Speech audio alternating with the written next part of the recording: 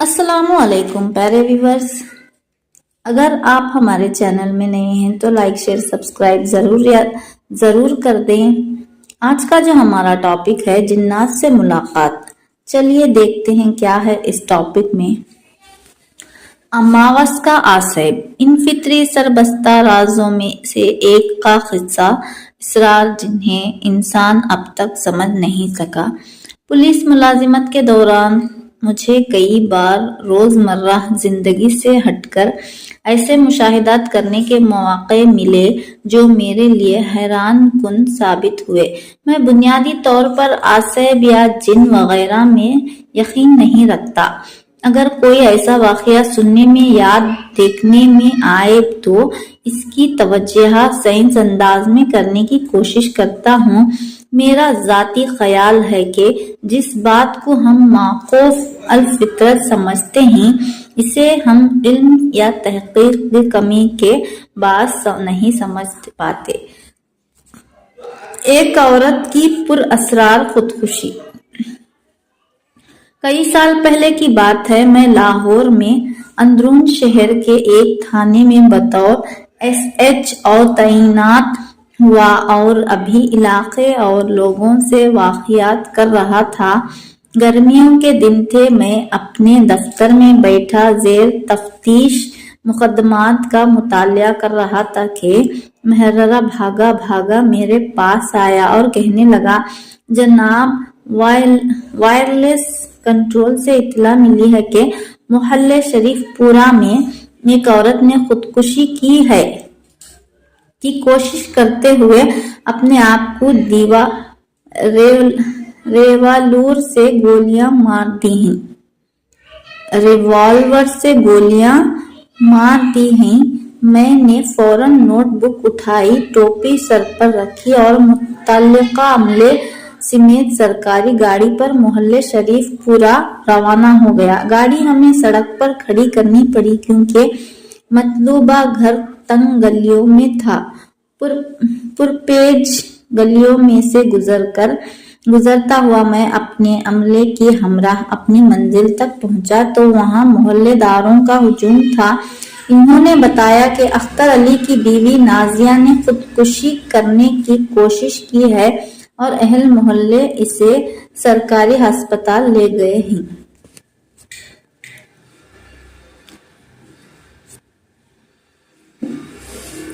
حیران کن بات۔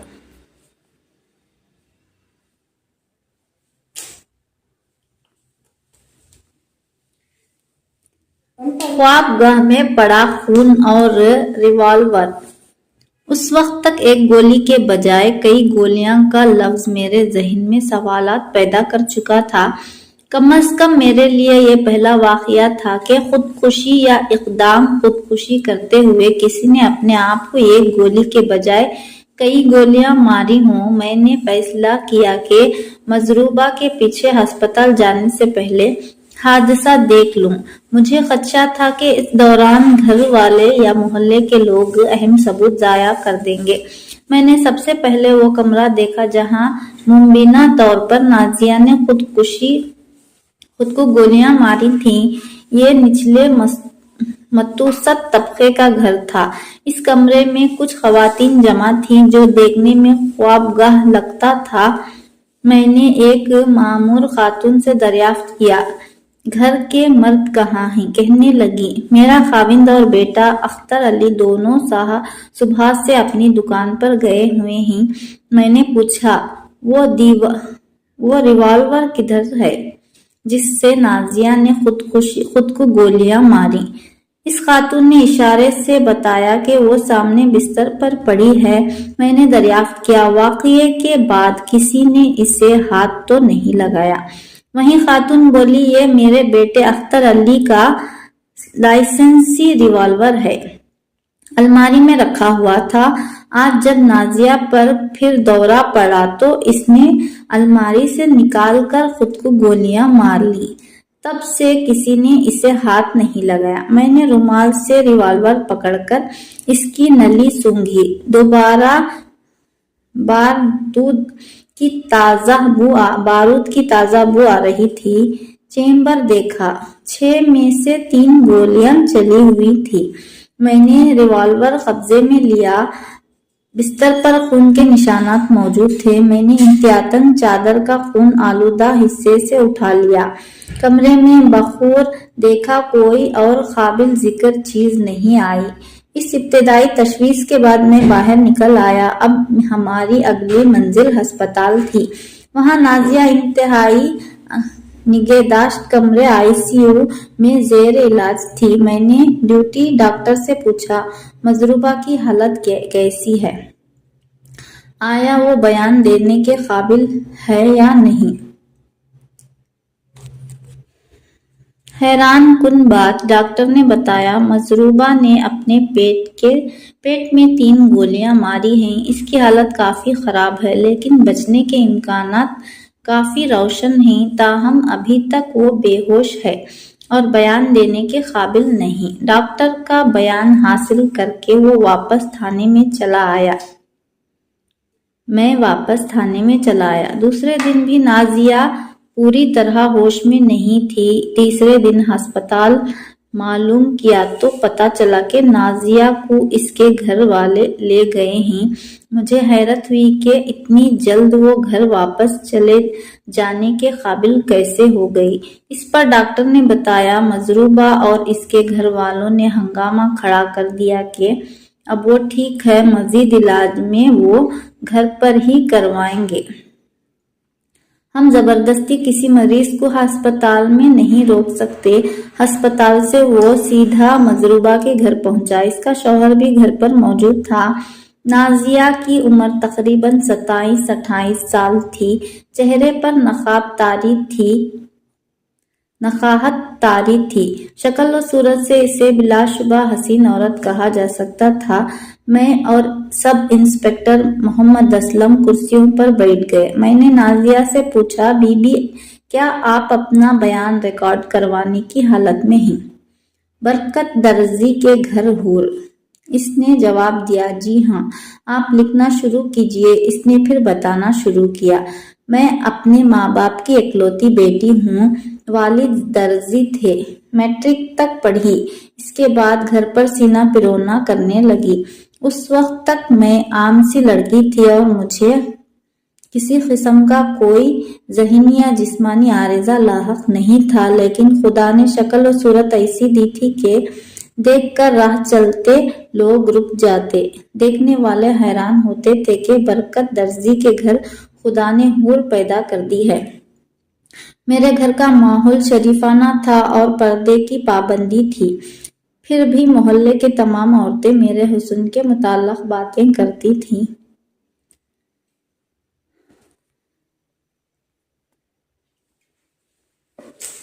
खुद भी कई घंटे आईने के सामने खड़ी होकर अपने आप को तकती रहती।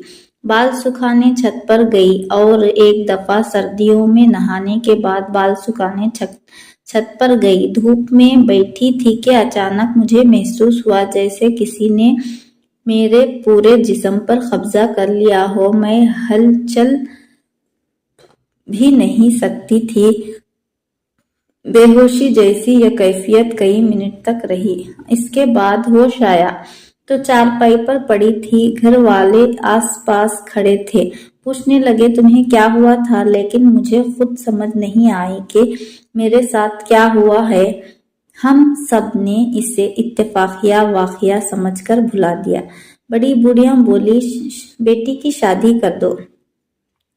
पूरे 1 महीने बाद फिर मुझ पर वही कैफियत तारी हो गई। हाथ पांव अकड़ गए और मैं बेहोश होकर गिर पड़ी। कुछ लोगों ने इसे हिस्ट्रिया कहा, कुछ ने कहा कि लड़की को आसैब हो गया है। बड़ी बूढ़ियों ने मेरे माँ बाप को मशवरा दिया कि लड़की की शादी कर दो, ठीक हो जाएगी। इसके बाद फूफी ज़ाद अख्तर अली के साथ हंगामी बुनियाद पर मेरी शादी कर दी गई। अख्तर ने शादी के बाद हर तरह से मेरा ख्याल रखा, लेकिन महीने में 1 दफा मुझे दौरा जरूर पड़ता है। तमाम टोटे टोंके बेअसर। रफ्ता रफ्ता मुझे एहसास हुआ कि دورہ ہمیشہ اماوس کی رات پڑتا ہے۔ میرے شوہر نے میرا ہر طرح کا علاج کروایا اور تعویذ دھاگے سے بھی مدد لی۔ کسی پیر نے بتایا کہ سمندر پر لے جا کر سر کے سارے بال منڈواؤ اور انہیں سمندر کی لہروں میں نظر کر دو۔ آصائب کا اثر ختم ہو جائے گا، لیکن تمام ٹونے ٹوٹکے بے اثر رہے۔ ایک دفعہ تو دورے کے دوران میں نے سخت گرم توے پر اپنے ہاتھ رکھ دیے، ہتھیلیاں جل گئیں، لیکن مجھے ذرا برابر تکلیف کا احساس نہ ہوا۔ میری ساس نے جلنے کی بو پر بھاگ کر میرے ہاتھ توے سے جدا کیے۔ یہ کہہ کر نازیہ نے اپنی ہتھیلیاں دکھائیں۔ جلنے کے زخم تو بھر چکے تھے، لیکن جلد اپنی شکل تبدیل کر چکی تھی۔ یہ کیسے ہو سکتا ہے؟ تازہ واقعے کے متعلق نازیہ نے بتایا، مجھے کچھ پتہ نہیں کہ میں نے کب الماری سے ریوالور نکالا اور کب خود کو گولیاں ماری۔ میں نے نازیہ پر جرح کا آغاز کرتے ہوئے کہا، آپ کو کسی اور نے تو گولیاں نہیں ماری؟ آپ کے اپنے خاوند سے تعلقات کیسے ہیں؟ کہیں آپ اپنے خاوند کو بچانے کے لیے تو یہ نہیں کہہ رہی کہ گولیاں آپ نے خود ماری ہیں؟ یہ کیسے ہو سکتا ہے کہ آپ نے خود کو 3 گولیاں مار لیں؟ وہ لیٹی لیٹی اچانک تختے کی مانند کھڑی ہو گئی۔ میرے تابڑ توڑ سوالات جاری تھے، ساتھ ہی میں اس کی آنکھوں کی حرکات نوٹ کرتا رہا۔ یہ میرا پیشہ ورانہ رویہ ہے کہ ملزم، مدعی یا گواہ سے تشویش کے دوران اس کی آنکھوں اور جسمانی حرکات و سکنات پر خصوصی توجہ مرکوز رکھتا ہو۔ اچانک مجھے نازیہ کی آنکھوں میں عجیب سی چمک امڑتی محسوس ہوئی، ساتھ ہی لگا جیسے اس کی نظریں بدل گئی ہیں اور اب اس کے بجائے کوئی اور شخص میرے سامنے بیٹھا ہے۔ وہ بستر پر لیٹی ہوئی تھی، میرے دیکھتے ہی دیکھتے اچانک جھٹکا لے کر کسی تختے کی مانند کھڑی ہو گئی۔ اب اس کی آواز بھی تبدیل ہو گئی۔ پہلے وہ بڑے شائستہ لہجے میں بات کر رہی تھی، اب اس نے انتہائی کرخت اور اکھڑے لہجے میں مجھ سے پوچھا، SHO صاحب، آپ کی تشویش ختم ہوتی ہے کہ نہیں؟ جب میں کہہ رہا ہوں کہ گولیاں میں نے خود ماری ہیں تو پھر آپ کو اس سے کیا؟ بابا جی آ گئے ہیں، سب کلام مجید کا ورد شروع کر دو۔ یہ امر میرے لیے حیران کن تھا کہ ایک عورت جس کے پیٹ کی طرف 3 دن پہلے سرجری ہوئی ہے، وہ جھٹکے سے اٹھ کر کھڑی ہو گئی اور اچانک اس کا طرز قلم زنانہ سے مردانہ ہو گیا۔ میں نے سب انسپکٹر چودھری اسلم کی طرف دیکھا اور اس کا رنگ زرد پڑ چکا تھا، لیکن گھر والے اس صورتحال سے خوفزدہ نہیں تھے۔ اس کے شوہر اختر علی نے کہا، بابا جی آ گئے ہیں، سب کلام مجید کا ورد شروع کر دو۔ جناب بھاگ چلیں، یہ تو جنات کا معاملہ ہے۔ یہ سن کر گھر کے سب لوگ زیر لب کچھ پڑھنے لگے۔ ادھر میں اور بابا جی ایک دوسرے کی آنکھوں میں جھانک رہے تھے۔ سب انسپکٹر محمد اسلم نے میرے کان میں کہا، جناب یہاں سے بھاگ چلیں، یہ تو جنات کا معاملہ ہے۔ میں نے سنا کہ جنوں کو تنگ کیا جائے تو وہ اصل انسان کو چھوڑ کر دوسرے کو چمٹ جاتے ہیں۔ اس عورت نے میرے نائب کے یہ جملے سنے تو خحقے لگانے لگی۔ ان خحقوں کی آواز میں آج تک نہیں بھول سکا۔ وہ عجیب اور پر اسرار سے اور خوف پیدا کرنے والے خحقے تھے۔ اب ہم دونوں نے آنکھوں ہی آنکھوں میں فیصلہ کیا کہ تشویش مکمل ہو چکی، لہٰذا یہاں سے نکل چلو۔ چنانچہ ہم وہاں سے اٹھے۔ نازیہ کا خاوند ہمیں دروازے تک چھوڑنے آیا، کہنے لگا اگر مزید پوچھ گچھ کرنی ہو تو جب جی چاہے آئیں، یہ آپ کا اپنا گھر ہے۔ سب انسپکٹر بولا، آصف اسے چھوڑ کر مجھے پکڑ لے گا۔ میں سیدھا تھانے پہنچا اور تشویش کی رواداد روز نامچے میں لکھی۔ اگلے دن طبی معائنے کی رپورٹ موصول ہو گئی۔ اس کے مطابق پستول پیٹ کے اوپر رکھ کر فائر کیے گئی تھی۔ گولیوں کے زخموں کے زاویے سے محسوس ہوتا تھا کہ مضروبہ نے خود اپنے آپ کو زخمی کیا ہے، کسی اور نے نہیں۔ میری تشویش مکمل ہو چکی تھی، یہی کہ مضروبہ نے جنون کے عالم میں ہوش و حواس سے بیگانہ ہو کر خود کو گولیاں مار لیں۔ اس کی نیت خودکشی کرنے کی نہیں تھی۔ اس کے بعد میں نے سب انسپکٹر کو بلا کر چھیڑا، چودھری صاحب آؤ ذرا مضروبہ کا بیان تو جا کر مکمل کر لیں۔ یہ سن کر محمد اسلم کا رنگ دوبارہ پیلا پڑ گیا۔ بولا، جناب ڈاکوؤں اور لٹیروں کی گرفتاری کے لیے ساتھ چلیں۔ اشتہاریوں کی گرفتاری کے سلسلے میں پولیس مقابلہ کرنے کو تیار ہو، لیکن خدا را اس آصف زدہ گھر میں مجھے مت بھیجیں، میرے چھوٹے چھوٹے بچے ہیں۔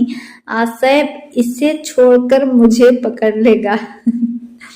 میں نے قہقہہ لگا کر تشویش کی مکمل رپورٹ اس کے آگے رکھ دی اور بتایا کہ یہ مقدمہ داخل دفتر کیا جا رہا ہے۔ اس طرح خودکشی کا مقدمہ تو حل ہو گیا، لیکن میں آج تک اس واقعے کو نہیں بھلا سکا اور یہی یہ سمجھ میں نہیں آیا کہ اگر اس عورت پر آصف نہیں تھا تو پھر اس کے ناقابل فہم رویے کے پیچھے محرکات کیا تھے۔ فطرت کے ایسے کئی سربستہ راز ہیں جنہیں ہم ابھی تک نہیں سمجھ سکے۔ تو اسی کے ساتھ ہم اپنے اس ٹاپک کو یہیں پر ختم کرتے ہیں۔ اگر آپ چینل میں نئے ہیں لائک شیئر سبسکرائب ضرور کر دیں، دعاؤں میں ضرور یاد رکھیے گا۔ اسی کے ساتھ ملتے ہیں اگلی ویڈیو میں۔ اللہ حافظ۔